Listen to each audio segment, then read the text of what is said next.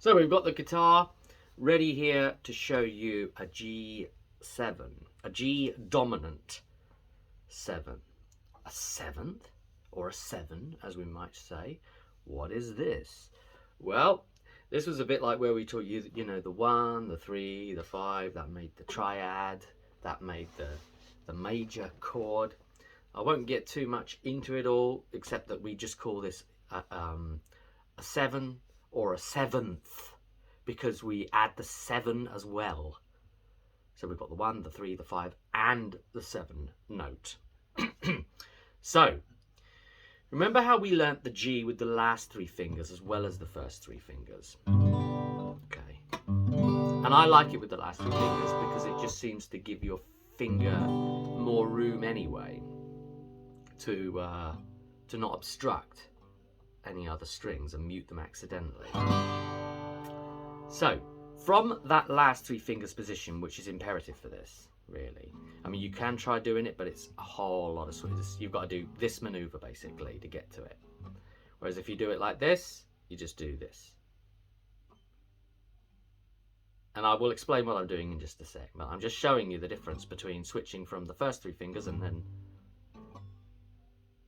G major, G7, G major, G7, to G major, G7, G major, G7. All right? So get on that G with the last 3 fingers. Remember what that is, yeah? Okay, there they are. And now what we're going to do is we're going to take this E string where you got your little finger, right? And we're going to just drop that down to the 1st fret. So we're going to take that little finger off and we're going to play with the 1st finger on the E string at the 1st fret. So we're dropping this E string down 2 notes. You see?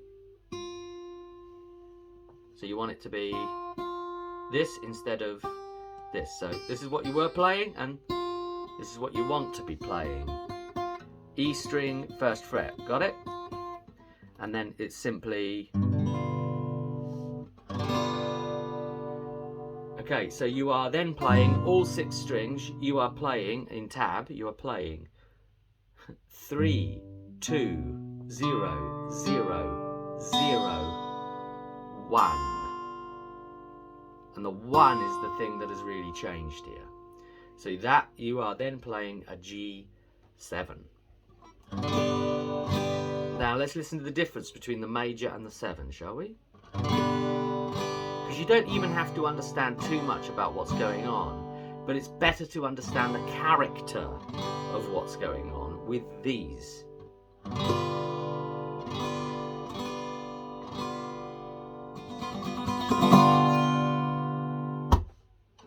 You know, ways you could use the 7.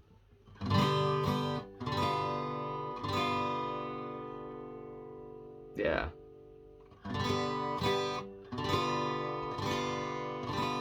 And that's a nice, easy, open shape for you still to play with here. And then you can add it into your mix. And it goes very, very nicely, and your fingers are in a great position to be able to quickly swap to a C, for instance, right? So you could do something like...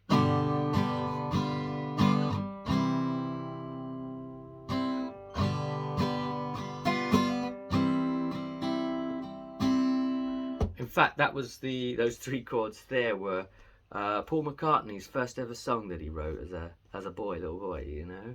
Well, something like, well, I woke up late this morning, my head was in a well. Only then I realized I lost my little girl. There you go. G, G7, C. What are you gonna do? And so it's that tone different. And you can start playing with the other chords.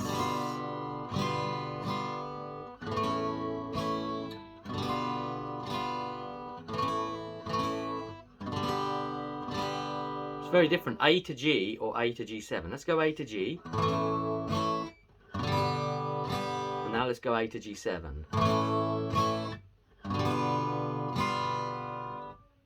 That feels like it's more up in the air, ready to settle somewhere. It's taken it, you know. Na, na,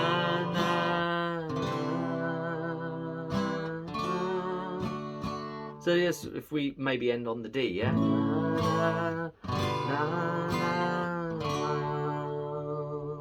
then on the D major. Whereas if we did it with the A, G, D, it would be a completely different feel again.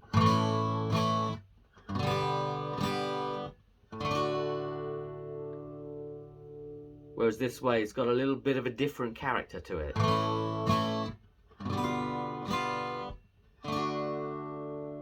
You could do one followed by the other, right?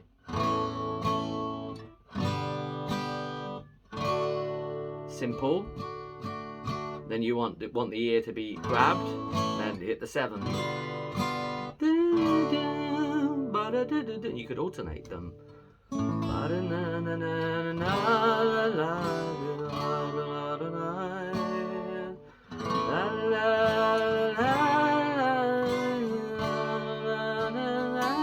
This is how I write songs. It's like the sound relationship between two chords and things, you know, get me going, and I just start writing straight away.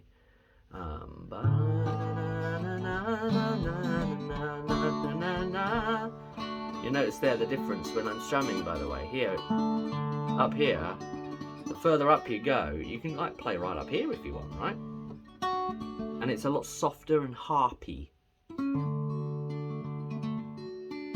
You get that real tone thing. Anyway, G7.